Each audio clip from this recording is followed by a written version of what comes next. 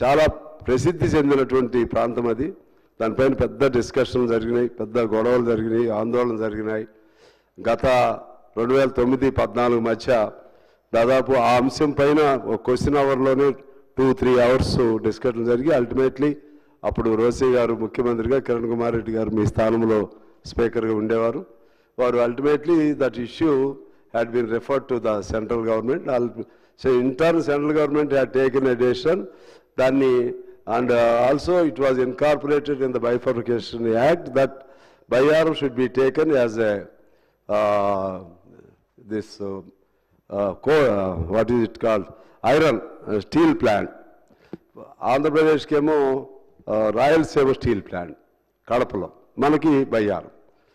Idi dadapu marchipoyam kani that is there in Bifurcation Act still. దాని పైన అంతకుముందు రాష్ట్ర గవర్నమెంట్ రిపీటెడ్గా సెంట్రల్ గవర్నమెంట్ని అడిగింది. వాళ్ళేమో ఒకసారి ఏమో ఫీజిబిలిటీ ఉందన్నారు. మా దగ్గరే ఒకసారి వచ్చి అప్పుడున్న బీరేన్ సింగ్ గారు ఎవరో కేంద్ర మంత్రి వచ్చి దీనికి అన్ని రకాలుగా ఎలిజిబిలిటీ ఉందన్నారు. మళ్ళీ దాన్ని పట్టించుకోలేదు. మళ్ళానేమో డిఫరెంట్ ఆర్గ్యుమెంట్స్ చెప్తున్నారు. ఏదేమైనా అక్కడ మా దగ్గర అయితే ఐరన్ ఓర్ బయ్యారంలో ఉంది సార్. ఆ ఐరన్ ఓర్ని దాన్ని లింకప్ చేస్తారా ఎన్ఎండిసికి, ఇంకో రకం చేస్తారా? ఆ ఉన్నటువంటి ఐరన్ ఓర్లో మీరు అనుకున్నంత క్వాలిటీ ఉందా లేదా అనేది. కానీ మేమైతే జియోలాజికల్ రిపోర్టు అప్పుడు నేనే మాట్లాడాను అధ్యక్ష ప్రధానంగా. అప్పుడు మన ముఖ్యమంత్రి గారు కూడా మాట్లాడారు నాతో పాటు. అవన్నీ కూడా చూపెట్టాం, అథెంటిక్గా ఉన్న రిపోర్ట్ చూపెట్టాం. బయ్యారంని ఎలా చేస్తారో, లేకపోతే entire property will go waste.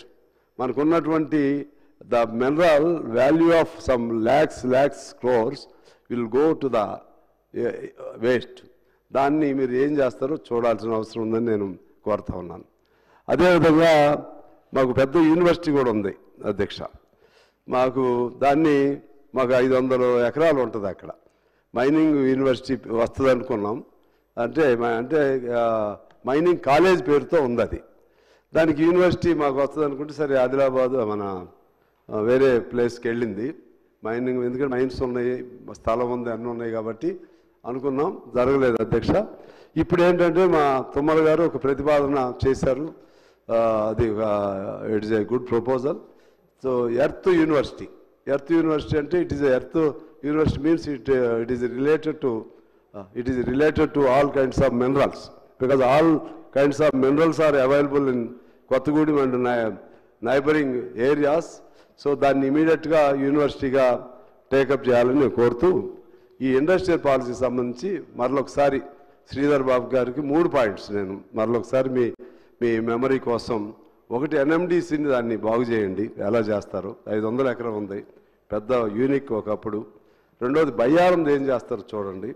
మూడోది ఎర్త్ యూనివర్సిటీకి సంబంధించి కూడా అది 2 కూడా లింకప్పే, అది మినరల్కి సంబంధించింది కాబట్టి దానిపైన శ్రద్ధ పెట్టమని కోరుతున్నా. అలాగే నియోజకవర్గాల లేకపోతే ఇంకోట మీరు మినీ పార్కులు, ఇండస్ట్రియల్ పార్కులు అంటున్నారు, దాన్ని అక్కడ దొరికేటువంటి వనరులు వీటిని బేస్ చేసుకుని చేయాల్సిన అవసరం ఉందని మీ ద్వారా తెలియజేస్తున్నాను అధ్యక్ష.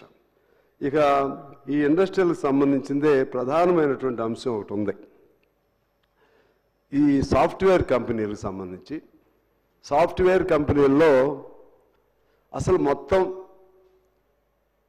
ఎంతమంది కార్మికులు ఉన్నారు? కార్మికులు ఇన్ ద సెన్స్ ఉద్యోగస్తులు సాఫ్ట్వేర్లో.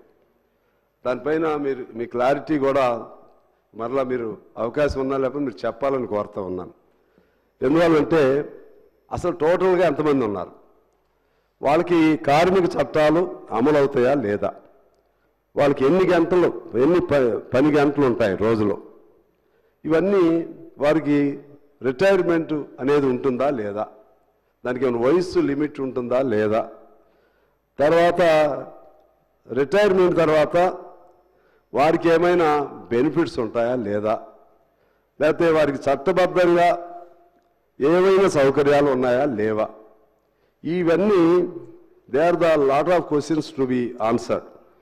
వై? బికాజ్ మనం శ్రమ ఎక్కడో దోపిడీ లేదు, ఇక్కడ మన కళ్ళ ముందే దోపిడీ జరుగుతుంది. ఆ పిల్లలు తమ యవ్వనం మొత్తాన్ని కరిగిస్తున్నారు, తమ శక్తినంతా కరిగిస్తున్నారు, తమ ఉన్న మేధస్సు మొత్తాన్ని కరిగిస్తున్నారు. 50 ఏళ్లకే వృద్ధులుగా అయిపోతున్నారు. తల్లిదండ్రులతో సంబంధాలు ఉండవు. భార్యాభర్తలు సంతోషం ఒకరోజు సినిమా కూడా